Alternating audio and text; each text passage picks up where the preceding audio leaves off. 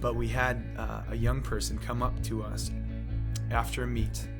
It was after one of the state championships. We had just had 200 people in a gym, a state powerlifting championship, big heavy weights moving around, blue collar, hard-working environment, a couple of meatheads in the room, fair enough.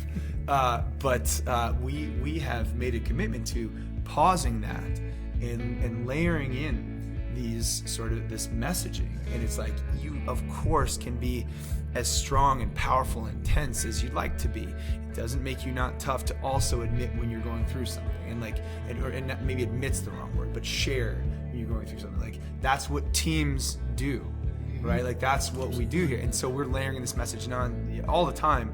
At the end of this meet, this one meet in particular, a young lady came up and pulled up her sleeve and said, and she had scars.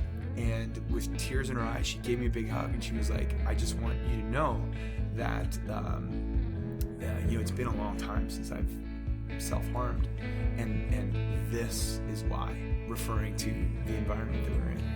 And I was like, it was just like a holy shit moment.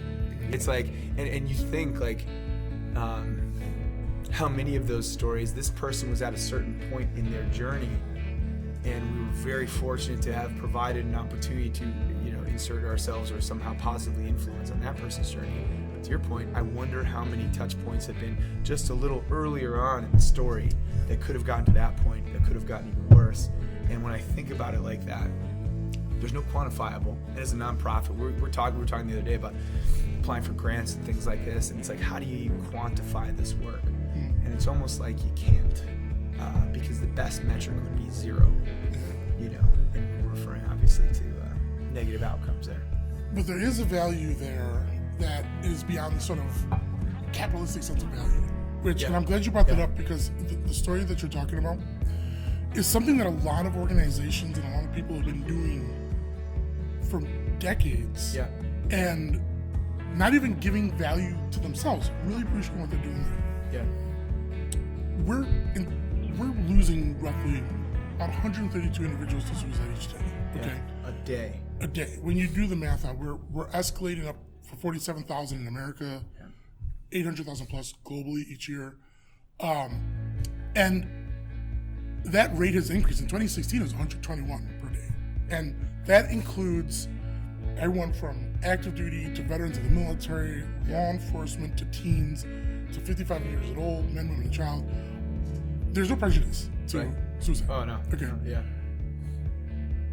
But prevention starts with a conversation that too many don't know how to have. Millions don't know how to have.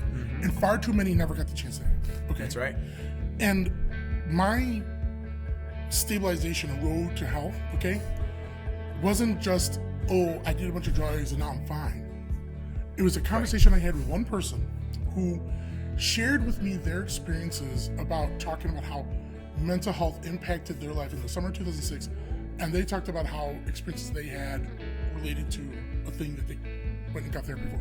And my mind had never even thought about the things I was dealing with were mental health. Okay, now that didn't fix everything. That was 2006. It was another 10 years of trial and error, and we could talk about that in insurance. Here's what I want to talk about with the powerlifting competition. Yeah. What proactive prevention is doing is formalizing something. We call it the transformation triangle. Okay, it's individual, community, institution, right? And it has to go in this order. We can start with you to appreciate your values and chart them and measure them. Yeah. Teach anyone to do that. Okay? Yeah. But the hardest challenge for us isn't needing more money, isn't changing institutional policies. It's getting someone to open their mouth. Yeah, that's right. The powerlifting thing, what you're doing there is something that people have been afraid to sort of put on the nose.